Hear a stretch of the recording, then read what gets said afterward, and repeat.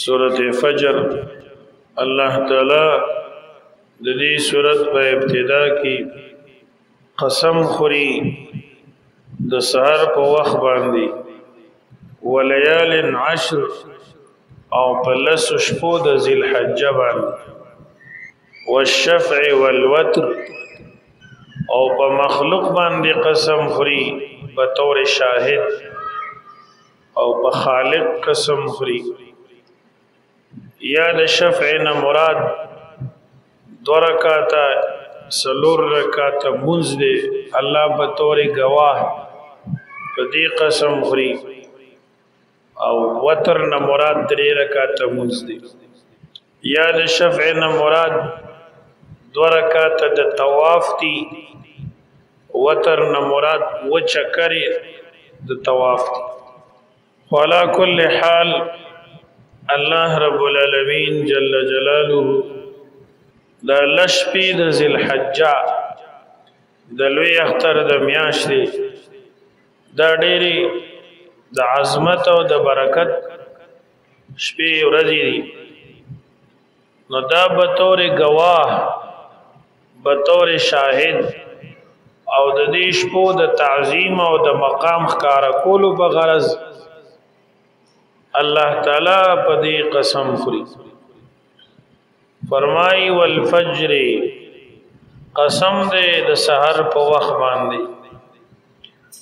د سحر وخت ډېر مبارک وخت دی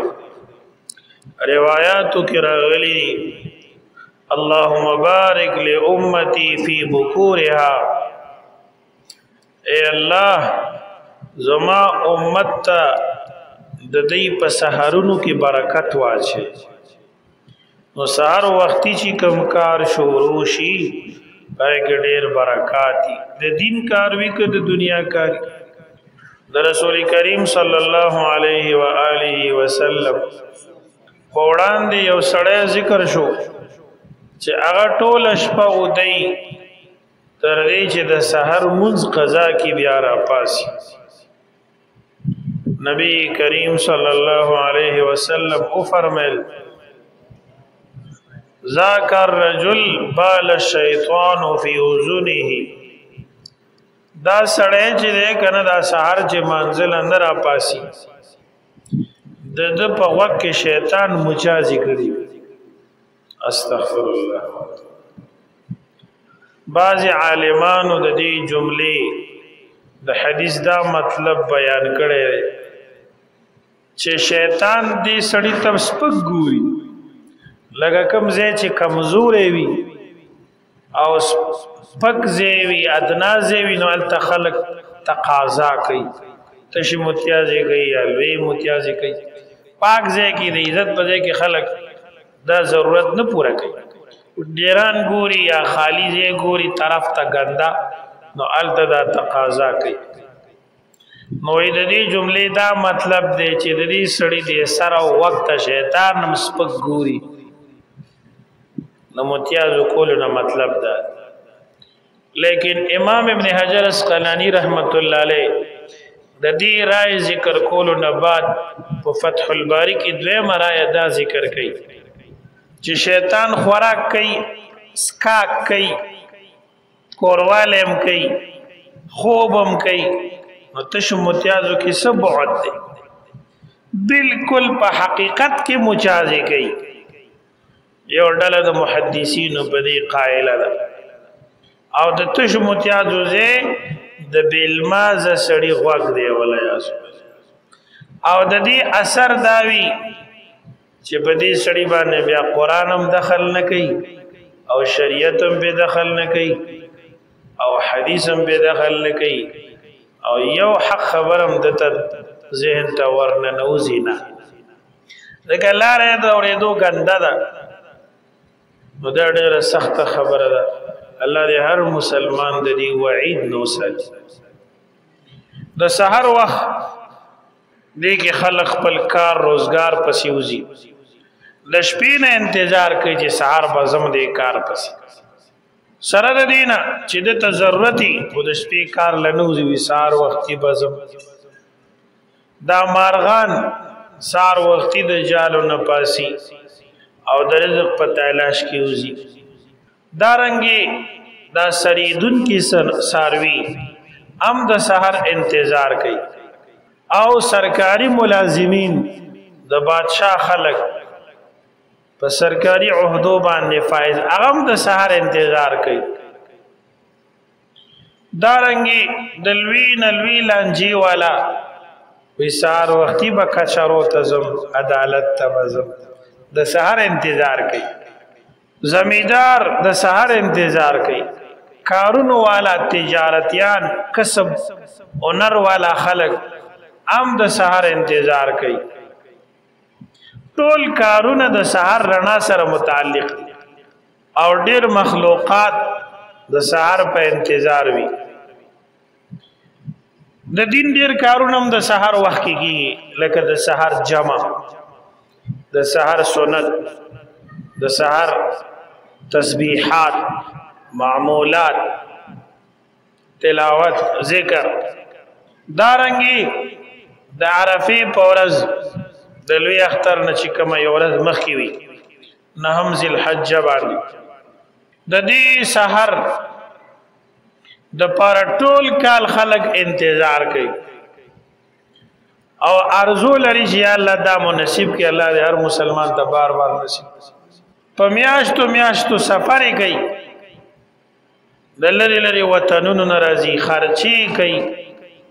مال لګي بچی پریری کورونه پریری چې سحر د عرفه را ته حاصل شي او د مبارک زه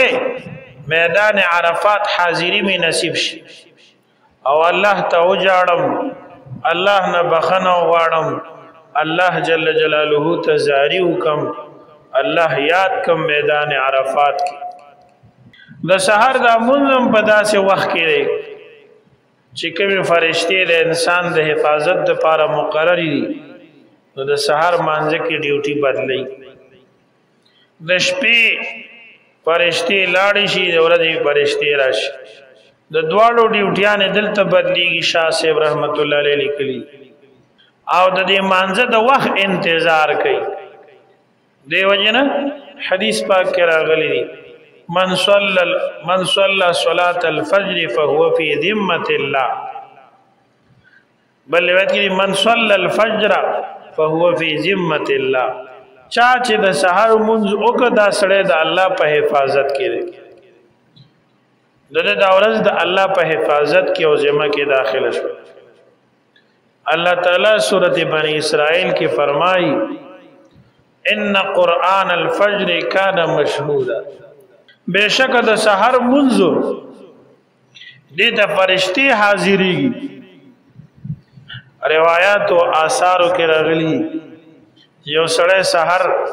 وختي جمعه تراشي او د جمع په انتظار مسجد کې په صف کې کینی خاموش ذکر وغیرہ کوي نو د دې خلکو په سر باندې یو خاص نور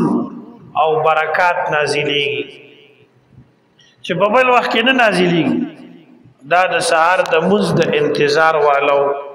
د پاره مقرر عمل او دا فرشتي چې حاضر شي نو دې فرشتو برکتونه د مسلمان مزګزار ته حاصل شي الحمدلله او نور ډېر انوارات پیدا شي خلاصه د خبرې را شو چې مخلوق ته د خپل کاروبار انتظار د سحر وخت پاره نو ظاهر ده چې یو دردمن باندې د شپې دردونه تیر شوي دا به څومره انتظار کوي د سحر چې سحر به حکیم لا ډاکټر لازم خپل حال به بیانوم او علاج بزن لکوم غریبانان مساکین ډېر خلک چې شپه په نهر تیر کړي ادا سحر انتظار کوي او د خپل بچو د پاره د مزدوري فکر کوي چې سحر بوزو نو دا رنګي دا نور انسانان مختلف حاجتمند دا د سحر وتو ته په انتظار وي نورستو کېدل په کارونو کې باوجود د ضرورت لرلو نه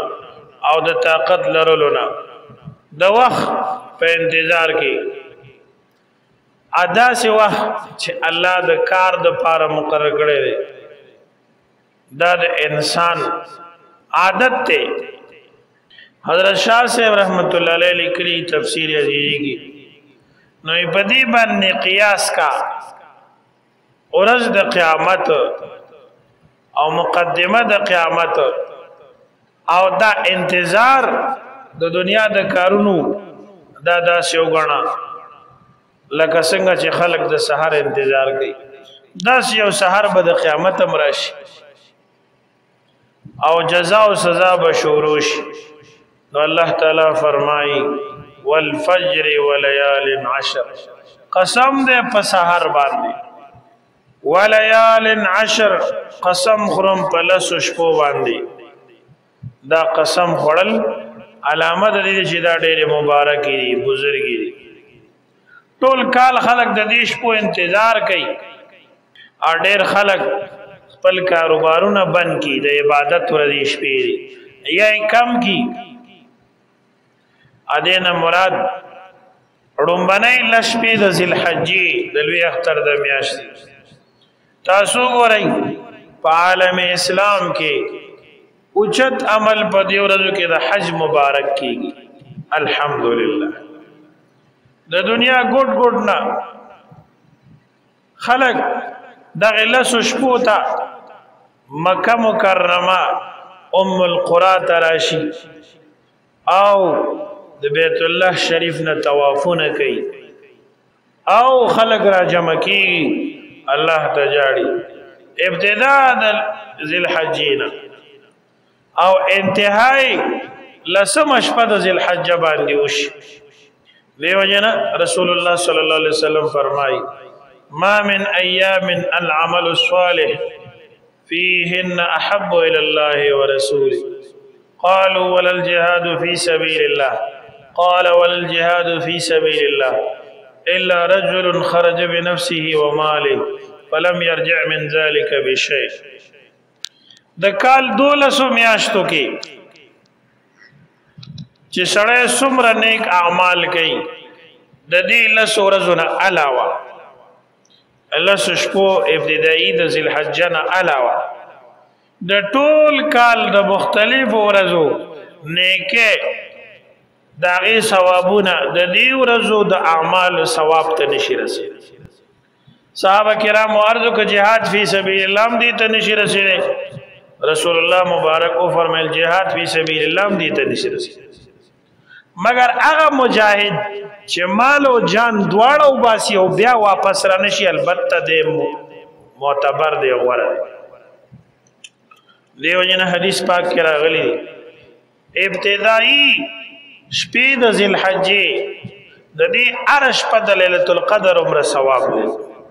زرو میاشتو د عبادت او یو روزه دا ډومبه لشپې د ذل حج شي یو روزه د یو کال د نفلی روزو ثواب او د عرفې د ورځې مبارکي روایتو کې راغلي چې دا د زر روزو برابر ثواب دی او حدیث پاک کې راغلي دي چې د الله نه پوخ او قوي امید لرما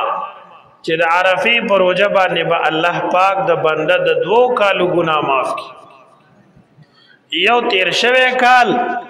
او دویم را روان کال نه هم تاریخ د ذل حج الله تعالی زکه په دې شپو باندې قسم خوري دارنګي وليال عشر لشپې د رمضانم ډېر مبارک دي اخیری چې عابدان پکې اعتکاف کوي ذکر کوي او د ليله القدر برکات حاصلې او دارنګي د محرم رومبه عشره چې شهدا او د کربلا د ظلم او د مصیبتونو شپې ورځې وي او د رسول الله مبارک خاندان حسنین اولاد حضرت حسین رضی الله عنه او د دې اولاد په صبر کې تیر کو او د الله په لار کې قرباني پیش کړل نو دې ثواب دا غي مبارک روحونو ته په دې وخت کې الله ورکړو اگر چې بيدینه خلق سینی وهي غزارونه د الله ورګي چغي وهي او بیزای خرافات کوي عبادت ته متوجي نه الله نه یادې د حسنین مبارکو او د اهل بیت په طریقه عمل نه کوي ولیکن نیکان خلق دیش کو کې د الله بندگی ډیر خصوص سره کوي او روجي نيسي على كل حال وليال عشر محققین مفسرین دینا د ذل حج مبارکه ابتدائی لشپی علی الله جل جلاله دی مونږ او تاسو ته پدیش پو کې د الله د بندګۍ توفیق را نصیب وليال عشر نکره وای دا ذکر چې پدې کې د دیش پو تعظیم ته اشاره والشفع والوتر قسم دې په جف او طاق مراد د دینا بعض عالمان وای هغه منځونه دي چې 2 رکعاتي زري او وتر نه مراد یو رکعاتي زمون دي